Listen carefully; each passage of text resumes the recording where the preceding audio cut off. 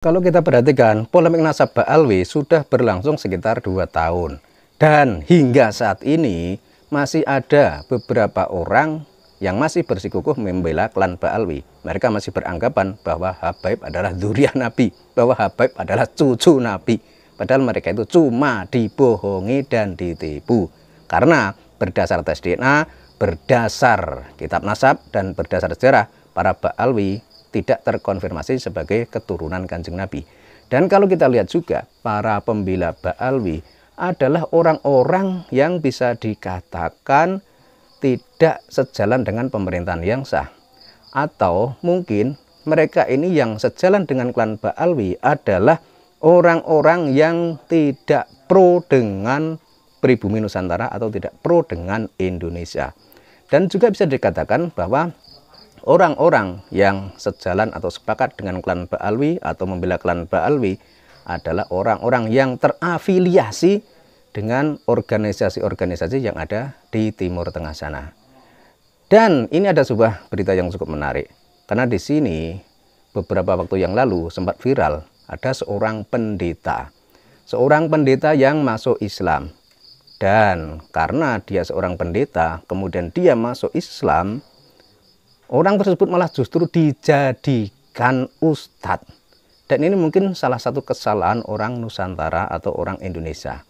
Harusnya ketika ada orang mu'alaf yang baru masuk Islam, harusnya mereka itu diberi bimbingan dan didikan soal Islam. Jangan malah dikasih panggung, kemudian diberi mic, kemudian disuruh berceramah. Kalau hal itu dilakukan, Islam pasti akan kacau. Salah satunya adalah sebagaimana yang sering diceramahkan oleh seorang ustadz bernama Ustadz Yahya Waloni. Diketahui dulu dia adalah seorang pendeta, kemudian masuk Islam. Dan setelah masuk Islam, bukannya dia itu dikasih ilmu Islam oleh para kiai dan ulama, tapi justru dia malah dikasih panggung dan berceramah di berbagai tempat. Dan hasilnya seperti ini. Orang tanya, Ustadz di kubu Ba'alawi atau di kubu Wali Songo? Saya di kubu Ba'alawi. Ya, di kubu Ba'alawi. Keturunan Nabi. Ya. Dan saya juga ada di kubu para ulama. Innal ulama warasatul anbiya. Tapi saya tidak ada dalam kubunya Imaduddin.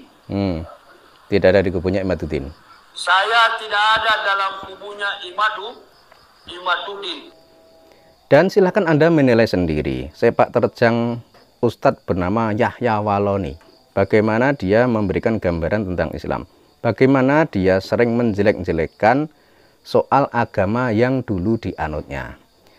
Harusnya kalau dia itu memang benar-benar orang yang beriman, benar-benar masuk Islam dengan tujuan yang baik, ketika dia sudah masuk Islam, tidak perlu lagi menjelek-jelekan agama sebelumnya.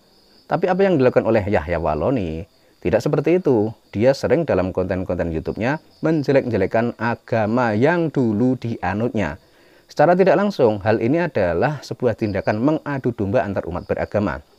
Karena kalau dia sudah masuk Islam kemudian membahas agama sebelumnya dan menjelek-jelekan agama sebelumnya, otomatis penganut agama sebelumnya akan membenci dengan Islam. Dan ini sangat berbahaya. Karena hal ini tidaklah suatu ajaran yang diajarkan oleh Kanjeng Nabi. Karena Kanjeng Nabi itu mengajarkan jika seseorang itu dulunya tidak Islam, kemudian masuk Islam, ya sudah cukup masuk Islam saja, kemudian jalankan ajaran Islam dan tidak perlu lagi menjelek-jelekan agama sebelumnya. Tapi kalau kita lihat yang dilakukan oleh Yahya Waloni tidaklah demikian. Dan ini sangat berbahaya. Dan kalau kita lihat juga, orang-orang seperti ini adalah yang selama ini mendukung klan Ba'alwi. Orang yang selama ini membela Habaib. Jadi bisa dilihat seberapa sih kapasitas atau seberapa sih kelasnya atau seberapa sih tingkatan dari para pendukung klan Ba'alwi.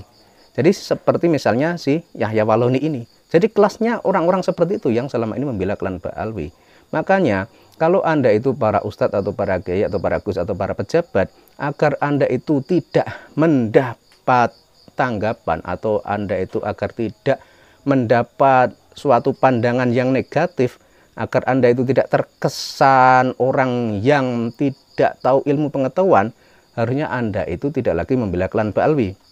Sebab kalau Anda masih membela klan Ba'alwi, masih membela Habib, orang pasti akan beranggapan bahwa orang itu ketinggalan zaman, bahwa orang itu tidak tahu ilmu pengetahuan, bahwa orang itu menjadi budak Habib, dan lain sebagainya. Dan intinya, apa yang dilakukan oleh Yahya Walloni ini sama sekali tidak berpengaruh apapun terhadap orang Indonesia yang selama ini membela Wali Songo dan selama ini membela NKRI.